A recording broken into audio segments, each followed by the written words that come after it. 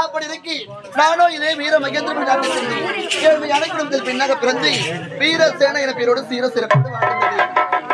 இருந்தாலும் எந்த சரியான பாவினத்திலே குடிசைக்கு அடியோட தீ வச்சு எரிச்சுட்டான். அவனை பழைக்கு பழி வாங்கணும்.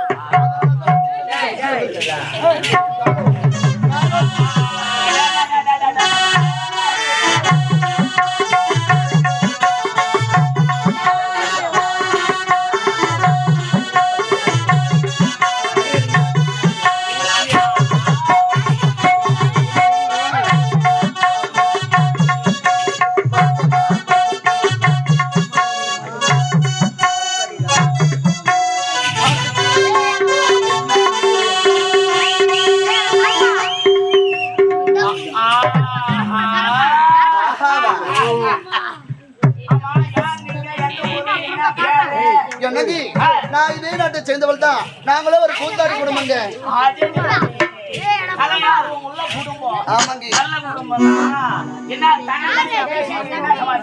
பாருங்க, அது மட்டுமா நாங்களும் சந்தோஷமா நாட்டை ஆடித்தான் வந்தோம்.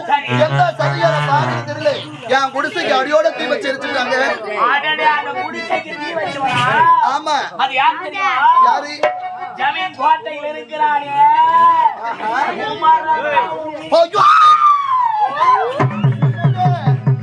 அப்ப என் குடிசைக்கு தீ வச்சது குமரனா? ஆமா, சத்தியமா. நீங்க சொல்லுவாங்க உண்மைதானே? வாயிலிருந்து பொய்ய வராதா? பாருங்க, அந்த சரிகர பாவி என் குடும்பத்துக்கு தீ வச்சு அடியோடு அடிச்சிருக்கான். அதனால அவனை பழிக்கு பழி வாங்கணும். இருந்தாலும் நான் சொல்ற வேலை நீங்க செய்யணும். நீ என்ன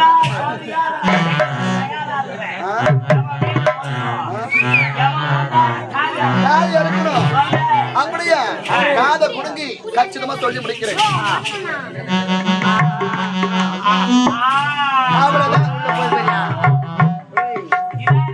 ஆமாங்க. சரி, நீ சொல்றதெல்லாம் நான் செஞ்சுதான் இருப்பீங்க. அதுக்கு ஏதாவது சன்மானம் கூலியா என்ன? ஆமா, நீங்க என்ன எதிர்பார்க்கறீங்க? என்கிட்ட பணம் நிறைய பணம் இருக்கா? பணத்தை விட பெருசா?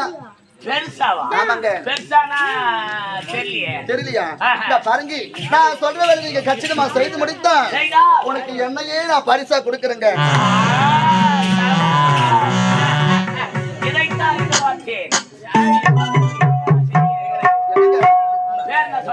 என் பேர் வீரசேனை.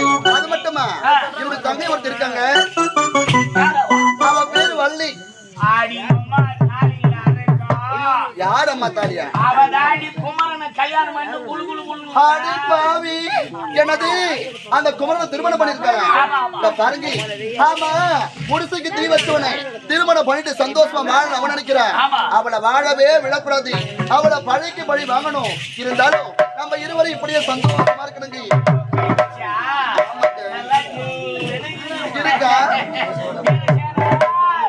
அந்த பிரம்மதேவன் உனக்கென என்னை படைத்திருக்கிறான்.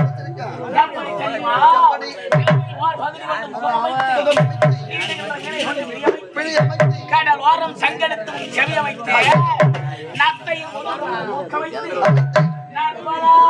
கொண்டு உதர வைத்து கடல் முத்து பல்ல வைத்து பூவகின்ற குயிலை கொலை வைத்து தமிழில் பேசி கொண்டை அமைத்து சிவனின் உடுக்கை கொண்டு இணையமைத்து உயிரெடுத்து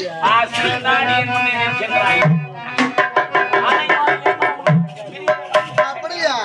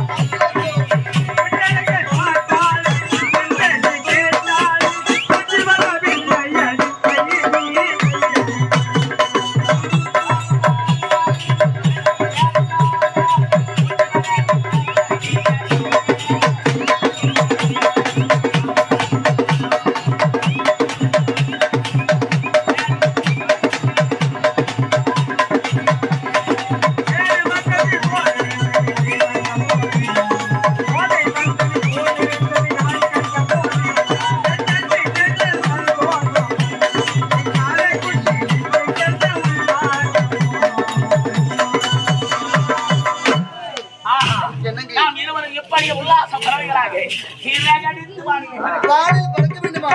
ஆமா. முதல்ல அவங்கள படி வாங்கணும், பிறகு சந்திக்க ஓடி வாங்க.